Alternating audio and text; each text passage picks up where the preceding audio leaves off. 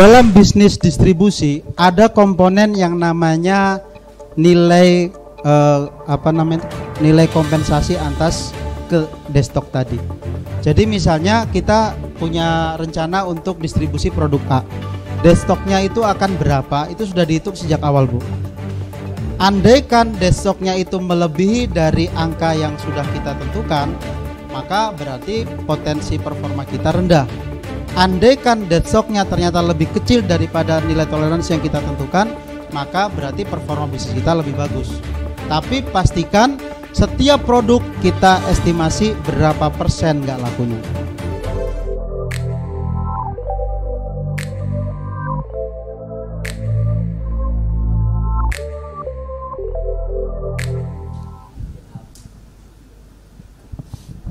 Terima kasih Pak Salim. Ya. Terkait dengan pertumbuhan market dan market share ini ada KPI-nya nggak Pak?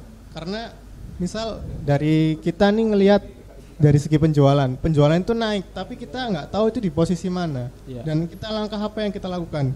Bisa aja kita misal di posisi yang star, oh kita harus butuh investor. Ya. Atau kita di cashco, oh kita tahan dulu deh, jangan penetrasi dulu. Ya. Itu ada KPI-nya nggak Pak? Karena kalau misal secara market juga KPI-nya apa? Market itu bertumbuh gitu loh. Terus dari segi penjualan kita bisa lihat dari laporan penjualan, kalau misal bertambah atau kurang kita bisa lihatnya di situ. Oke. Makanya Pak, kalau kita bicara ini, maka kita harus bicara tentang data. Bapak bisa mencari data di berbagai resource, apalagi sekarang internet sudah sebegitu mudahnya. Data BPS sudah sebegitu mudahnya. Bahkan di masing-masing komoditas itu sudah ada nilai market size-nya. Sehingga kita langsung ngerti betul market share kita berapa persen dari market size itu. Nah, dengan begitu Pak, maka angka-angka 100, angka-angka 1000 itu kita dapatkan dari bisnis yang penghitung ya, Biro Pusat Statistik kayak gitu-gitu, data di internet, jumlah penduduk. Tentunya kita akan pastikan yang demografinya sekarakter sama segmen kita, yang geografinya sekarakter sama segmen kita, yang psikografinya sekarakter sama kita, yang behaviornya sekarakter sama kita. Itu yang kita persempit. Maka kita bikin estimasi angka marketnya tadi. Demografi, psikografi, geografi, sama behavior. Itu Pak. Nah di sini tadi yang sudah saya sampaikan terkait masalah jumlah serapan, itu juga ikut mempengaruhi pertimbangan kita. Semakin barang itu mudah diserap, menandakan market masih bisa menerima. Nah, market masih bisa menerima itu bisa jadi karena marketnya yang belum digarap, atau karena marketnya memang besar sekali. Nah, market besar sekali itulah yang harus dicari angkanya Pak. Searching di Google, cari datanya. Kira-kira begitu. Yang lain silakan. Yuk Ibu.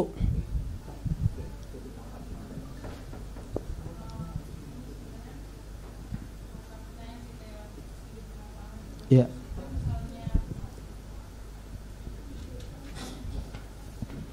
Kan kalau misalnya kayak di fashion kan pasti ada trennya gitu kan, dan yes. Dan pasti trennya itu kan pergantiannya cepat dan nggak ada indikator tetapnya gitu. Terus biasanya di kita itu ketika misalnya ada tren yang lagi naik, kita kan memproduksi suatu produk itu kan dengan sudah mempersiapkan konsep dan sebagainya. Yeah. Nah ketika di 1 bulan itu kita udah bikin nih misalnya sekiranya akan jadi berapa, dan ketika itu dijual itu biasanya nanti di atas dugaan kita lagi naik gitu, nanti kan permintaannya naik tuh. Yeah. Terus di bulan selanjutnya akhirnya kita tuh memproduksi lebih, ternyata trennya itu lagi turun dan ada barang sisa, jadinya terjualnya tuh nggak sesuai ekspektasi kita yang udah mempersiapkan lebih. Biasanya permasalahannya seperti itu sih Pak. Yeah. Di soal tren itu. Yeah. Oke. Tren itu bukan tentang seberapa yang laku kita, seberapa produk kita yang laku pada waktu tertentu. Tren itu adalah terkait masalah faktor luar yang mempengaruhi rencana atau potensi penjualan kita. Jadi kalau misalnya begini Bu, bulan ini kita bikin laku keras gitu ya, terus kemudian kita nggak mempertimbangkan faktor-faktor lain, asal bikin lagi, maka kita akan kejebak di situ. Jadi sebelum kita bikin lagi, kita evaluasi. Jangan-jangan di periode yang pertama marketnya habis sudah menyerap produk kita. Sehingga begitu kita bikin dengan jumlah yang lebih banyak, bukannya keserap lagi, tapi malah bisa jadi sudah selesai. Karena tadi marketnya sudah selesai mengkonsumsi produk kita. Marketnya sudah selesai menyerap produk kita. Apalagi produk yang sifatnya tidak bisa di-repeat. Misalnya kayak pakaian. Kira-kira ada berapa orang sih yang membeli baju yang sama dengan jumlah lebih banyak dari satu? Itu kan kita riset, kita bikin. Ada yang beli baju lebih dari satu. Kayak saya misalnya beli kaos gini ya, bikinnya pasti lebih dari satu.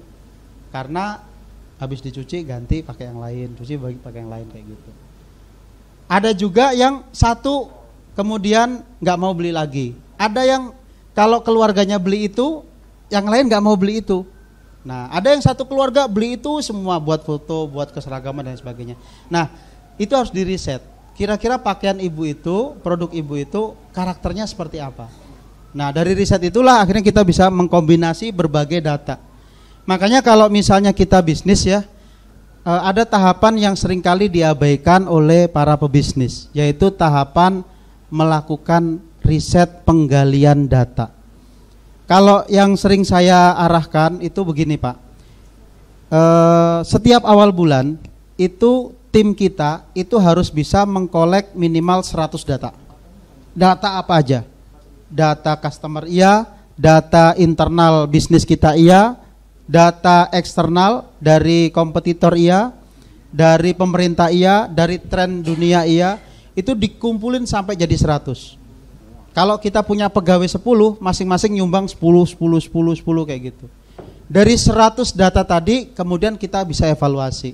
Sehingga perusahaan kita selalu up to date pada informasi terkini. Kadang kita terlalu enjoy memproduksi, lupa menghimpun berita, menghimpun informasi. Maka kalau saya cari 100 informasi setiap awal bulan.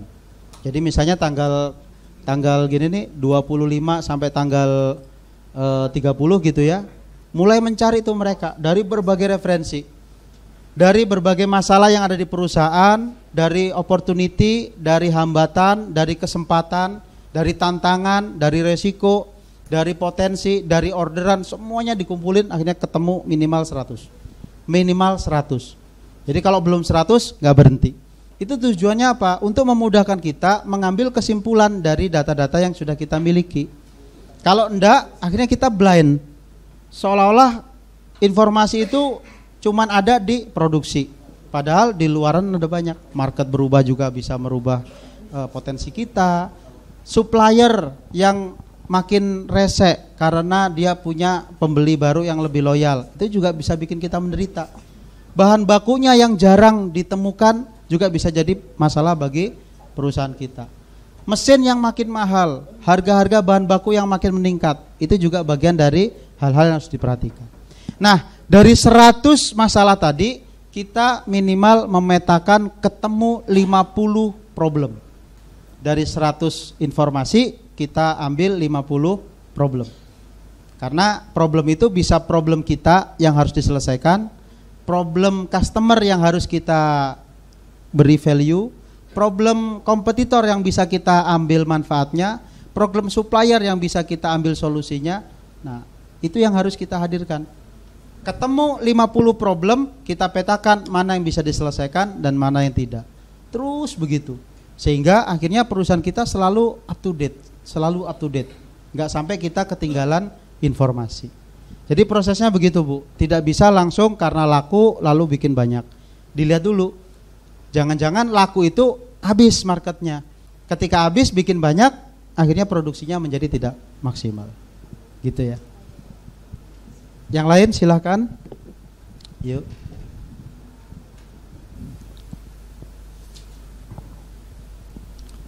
Ini Pak, pertama tuh saya mau menanyakan terkait maximum limits. Itu kan cara mencarinya kan dia kan ngitung dulu jumlah rata-rata selama 1 tahun, kemudian dibandingkan dengan periode ordernya. Itu berarti selama setahun kita berapa kali melakukan order gitu. Soalnya kan kalau di perusahaan kami kan tiap bulan. Jadi kan dibagi dibagi 12 kali gitu ya, lalu ditambah dengan berapa jumlah aman barang yang harus tersedia di gudang. Itu berarti terserah kita kan untuk buffer stoknya itu. Terus ini Pak, ini kan kami mencoba untuk mengaplikasikan ITO tadi, karena kan selama ini kan kita pakai fast itu, fast sama slow. Kemudian ini cuman akhirnya kita itu bingung karena datanya dari perusahaan kami itu kayak gini. Terbatas. Bukan. Oh iya. Ya udah.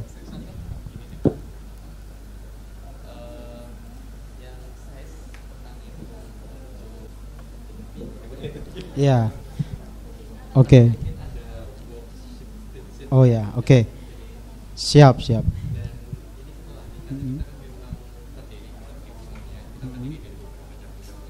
Iya.